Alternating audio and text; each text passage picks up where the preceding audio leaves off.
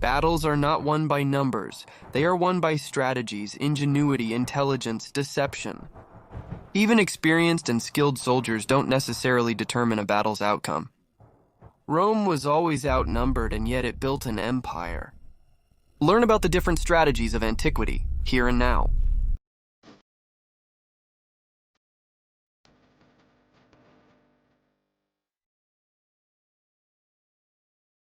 I think the Romans deserve the top spot with their checkerboard formation in. I won't delve into this tactic as I've already made 2 videos on it. One shows the advantages of this strategy against the phalanx, their previous formation. The other analyzes how the Romans could relieve the front using the checkerboard or triple axis distribution. Links are provided above. You can also find the link at the top of this video. Therefore, I'm going to move on to the next tactic, the oblique formation, also known as oblique flanking or declined flank, whose name already gives us an idea of where all the action is going to be. This tactic involves concentrating troops on one of the flanks of the army, obviously weakening the rest of the front. What happens? Well, the weakened part of the army will try to avoid combat, keeping the enemy occupied but without pressing or advancing. Meanwhile, the flank that has been reinforced will be advancing firmly, taking advantage of its numerical superiority. In the end, what we have is that the enemy flank is unable to contain all the massive infantry that is coming at them. So the enemy flank will end up breaking ranks or being destroyed. And with the enemy flank fleeing, the Allied flank begins an enveloping maneuver on the rest of the enemy army, attacking them from the flank and the rear. Obviously, no army is able to withstand such pressure, so they finally surrender, flee in disarray, or die fighting. The first to use this tactic was Epaminondas, a Theban general when facing the Spartans in the Battle of Leuctra. He emerged victorious, and the Spartans' formidable military training was of no use to them. Continuing with tactics that have to do with flanks, we have what I have dubbed the surprise flank. This tactic involves positioning infantry behind the cavalry. This infantry must go unnoticed at all times. When the combat between the cavalry of the wings begins, this infantry will engage in hand-to-hand combat. A rider is good at charging, but when standing still, he is no match for well-prepared infantry like the Roman one. Then the infantry will shatter the enemy wing, so the Allied cavalry and the infantry that was with it are now able to surround the enemy and attack them from the flank and the rear. Caesar employed this strategy in the Battle of Pharsalus. The next tactic involves extending the front so that its length surpasses that of the opponent. This tactic is useful when you have numerical superiority, regardless of whether the enemy has more military experience. By having a longer front, the ends of it can surround the enemy front, so that the opposing army will be attacked from the front, the flanks, and the rear. To avoid these kinds of tricks, armies that were numerically inferior tried to position themselves with at least one of the flanks covered by some natural element, such as a river, a lake, or a mountain.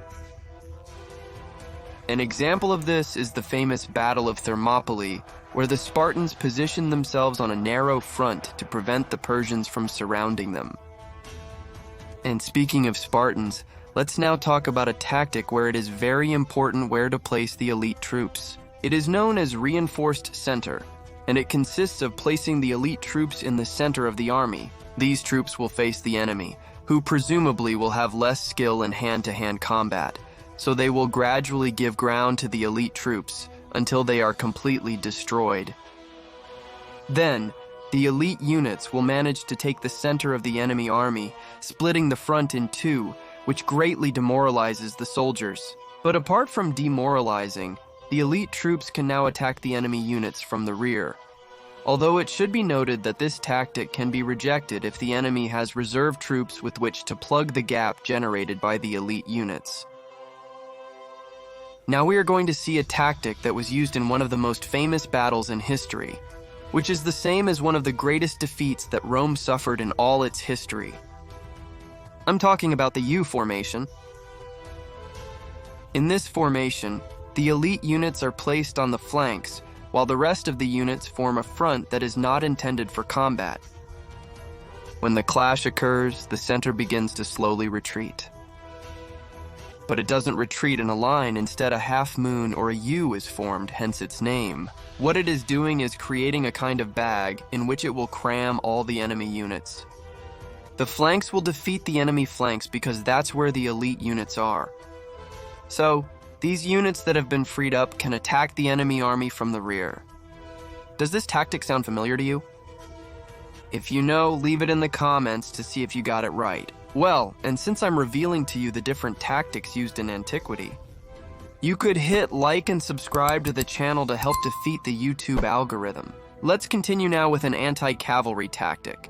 This consists of forming the entire army into a large circle or square so that the enemy cavalry can never attack the infantry from behind. If you want to know more about this formation, you can click on the link that is shown at the top of this video, where you will learn more about this formation and others, like the ramp or the Orbeez. Again, I'm not going to go on about this formation because we already saw it in that video, so let's continue with the next one. And the next tactic is called a feigned retreat. You can likely infer the topic already. The army began a retreat, which to the enemy's eyes seemed totally truthful. Then the enemy, who will want to take advantage of the moment to easily get rid of rivals, will pursue the retreating army. Normally, pursuits were not carried out in an orderly manner, so the enemy will start to become disorganized. Then our army, which was retreating, suddenly stops, forms, and counterattacks, destroying their pursuers, who already saw themselves as having won the battle. This tactic was employed in the Battle of Pirna, for instance. The Romans, unable to break through the Macedonian pikes, feigned a retreat to uneven terrain. The Macedonians launched into their pursuit, dismounting the phalanxes. Then the Romans turned around and attacked, winning the battle. Finally, we have a tactic that I personally see as dishonorable, and that is skirmish. It consisted of the armed units with projectiles, harassing the enemy army. When the enemy approached for hand-to-hand combat, the units, lighter because they were projectile-based, would run away, and at a safe distance they would stop and shoot again. This would happen over and over again, until they ran out of ammunition, or until the enemy units were sufficiently weakened so they could easily sweep them in hand-to-hand combat.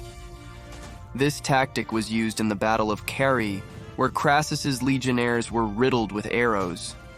And if anyone dared to leave the formation to chase the mounted archers, they simply moved away and kept shooting, or they let the cataphracts through to sweep them away with a charge.